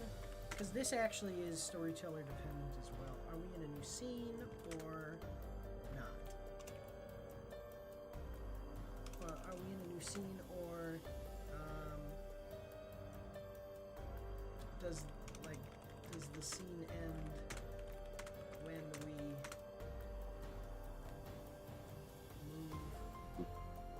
we leave the warehouse? This is gonna be a pain in the ass. Let's see what it says.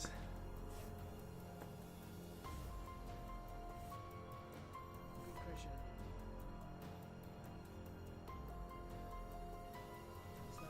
Does not end simply because you move to a new room or space. A scene ends when there's a clear break in time or natural resolution.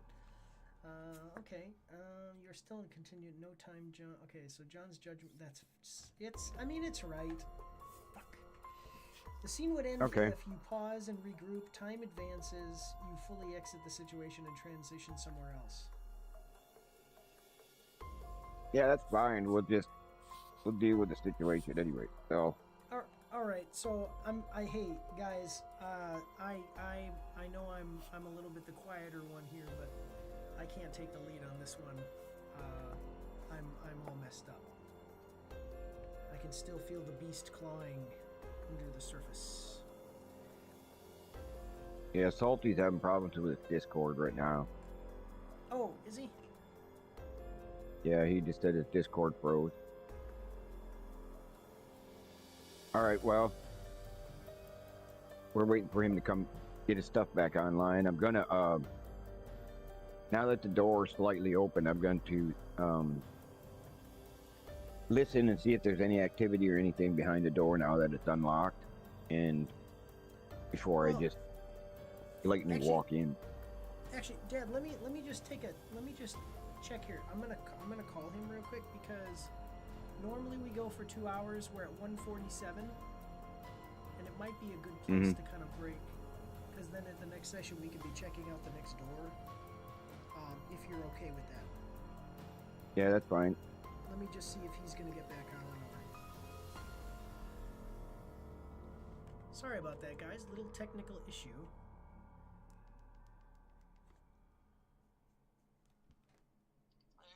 Hey, are you going to be able to get back on? Because otherwise I was saying that we're kind of at a good place. We've got about 10 minutes more before because we usually quit at 2 hours. We're at 1:47. It might be a good place to stop if you can't get back on. What are you thinking?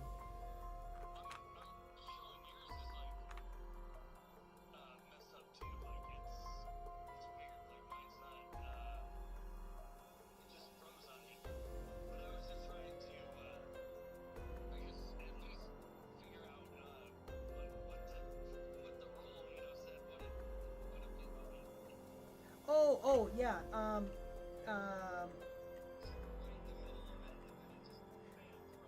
Oh, okay, yeah. It's just I wasn't able to do anything, and then Vlad used the key card. It opened the door, and that's like where we're at. So now we're like, it would be a good place to like whatever zombie behind that door. We're gonna find out at the next episode. That type of thing. If you're good, yeah. So he's having a huge amount of problems. He's not seeing us, and then we're not seeing him. So it's goofy. So I think that this is a good place to stop. I will calculate XP and send you a text letting you know how much XP to add to your character sheet, okay?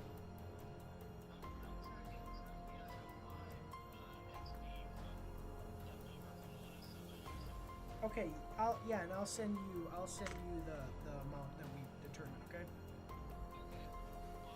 But all right, I'll see you. So it won't be next week, it'll be the week after.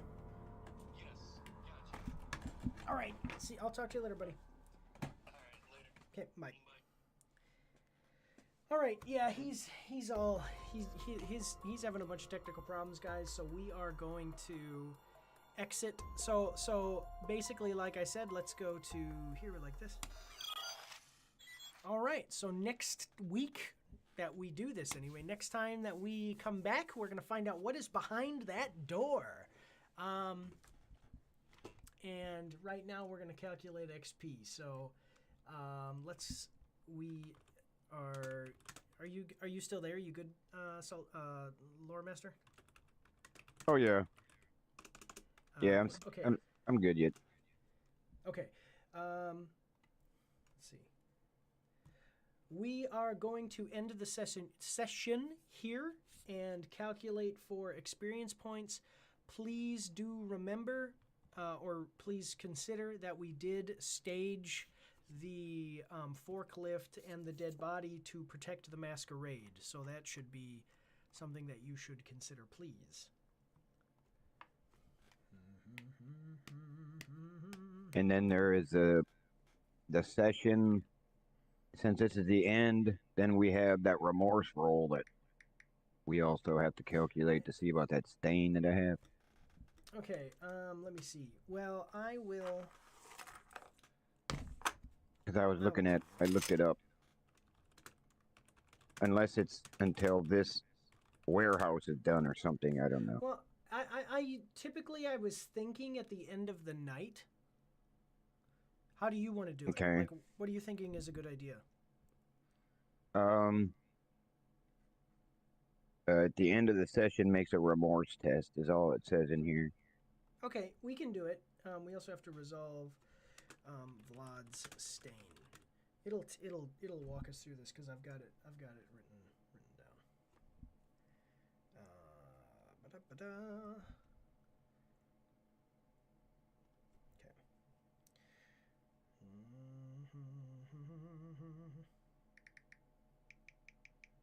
Yeah, and I don't have it's not going to be that many dice to roll forward anyway, so I get to roll 3. Yeah, what is it? To. Yeah, I was gonna say it's 239. What does it say specifically? So it's all the like, unfilled boxes on my humanity is the number of dice I roll, and if they all fail, then I lose 1 humanity. Otherwise, if there's 1 success, then that removes that number of stains. Okay, so yeah, here's what it says. Roll a number of dice equal to the unmarked, unfilled dots on the humanity tracker. Oh, yeah, and okay. I have 3. So you're gonna. And if there's at least. Well, no, but you have 3, but you have the stain. So the stain is a slash. So you have 2. Right, that's not. No, because I have total of 6 humanity right now, and then the maximum is 10. So then you remove any unmarked. You have to remove the marked ones. So one of them is marked with a stain, and then my humanity also. So that leaves me with 3. But here's what it says. No, I'm reading it right in the book. So it says roll a number of dice equal to the unmarked, unfilled dots on the humanity tracker. For example, Right. a character with humanity 6 and 2 stains would roll 2 dice. So you should. So yeah. you have humanity 6. Oh, I get what you're saying. Okay, I get what you're saying. I'm looking at mine. That's why I'm messed up. So you have 6 die. You have 6 humanity. That leaves 4 to the 10. To the maximum, then you reduce by 1 for your stain, and now you're gonna roll 3. Okay. Yes. All right. So, we have. Here's what it says. So, per gameplay parameter sheet, XP award rule.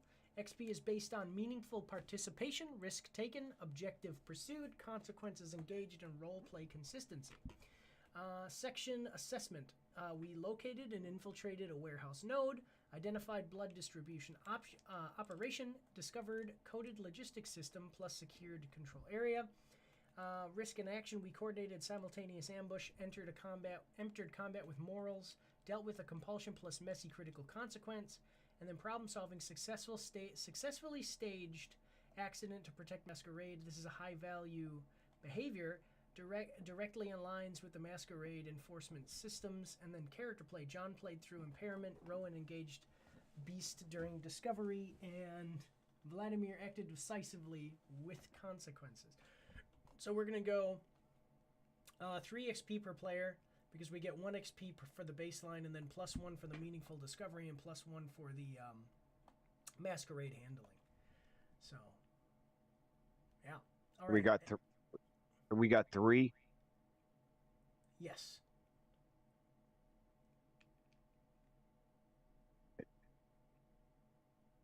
Yep. So I've got 21. I've got a.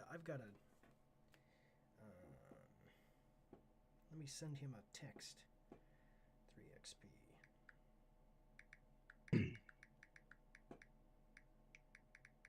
All right, cool. So we got 3 XP, and then okay. So for the dice pool, it'd be humanity versus difficulty. Vladimir, you have a humanity of 6. Yeah. 6. I'm gonna ask it and make sure that it's tracking how to do it right. But anyway, you can roll 3. Here, 1 second. Just a second. Let's go to game board. Okay, so roll 3. Yep. That's all I needed. 1 success. There you go. And I got 3 of them, so no stain anymore. All right, cool. I'm remorseful. I'm remorseful enough to remove the stain. Yeah. Well, you're an honorable Bruja warrior. Yeah. No reason for you to just a second. No reason for you to revel in killing the unworthy opponents or the innocent. So, all right, excellent. Let me see. Give us a end of session narration.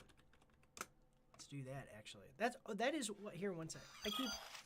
I keep bouncing us out of here, but I should keep us here until we're done. So. But anyway, we'll do our little end of session thing here, and we'll be out of here. Mode, storyteller. In fiction, end of session narration. The warehouse settles, not back to normal, but into something quieter, more dangerous. The forklift idles where it shouldn't, one wheel resting where it tells a story no one will question too closely. A man slumped in the driver's seat, another broken beneath the weight of the machine. An accident. That's what it will be. The others, alive, breathing, unaware of how close they came to something else. The torn pallet sits open, plastic peeled back, cold containers stacked inside, silent, clinical, deliberate, blood waiting to be moved. Above, the cameras continue to watch, unblinking, recording, sending everything somewhere beyond this room. The door stands open now, a line cut into the world, darkness beyond it. Control, structure. answers, or something worse. Behind you, the system still moves, even now, even after interruption, even after death, because this wasn't the source. Not even close. Somewhere deeper, someone is still routing shipments, still assigning codes, still deciding where the blood goes. And tonight, for the first time, you stepped inside that system. The rails hum, the lights buzz, the machine continues.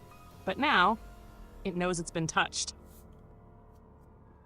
All right, awesome, excellent. Okay, now we're gonna. All right, guys. Well, Salty Skipper had to leave early because of technical issues. That's fine. We made it all the way through the session. It was great. And then we've got Lore Master Brian. And, oh, by the way, Salty Skipper, check him out with Tales of Nihilism. And then he has his book that he mentioned in the beginning of the live stream, which name I know, but off the top of my head, I cannot absolutely remember. It was The Greatest Dog and Pony Show, but there's a prefix to that. It's like something else. Anyway, so go check out Salty Skipper at Tales of Nihilism on Global Comics. That's global, and then comics is spelled with an X instead of a CS.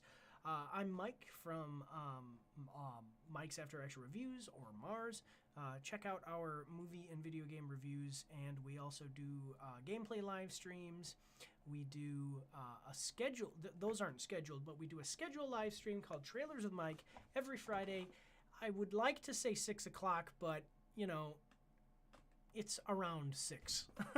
I'm usually at 5:55. My wife comes to me and says, "Come and help me with this thing that's only going to take a minute," and then I end up being like 5 to 10 minutes late. So come check out Trailers with Mike. But that's all we've got today. I want to thank you all for watching. Lore Master, if you want to say goodbye to everybody. Yeah, appreciate everybody for coming and watching. All right, awesome. And Lore Master is camera shy. So that's what this is what we get, but that's fine. We're here as our characters anyway. Again, we want to thank you all for watching, and just say God bless you all, and have a good night.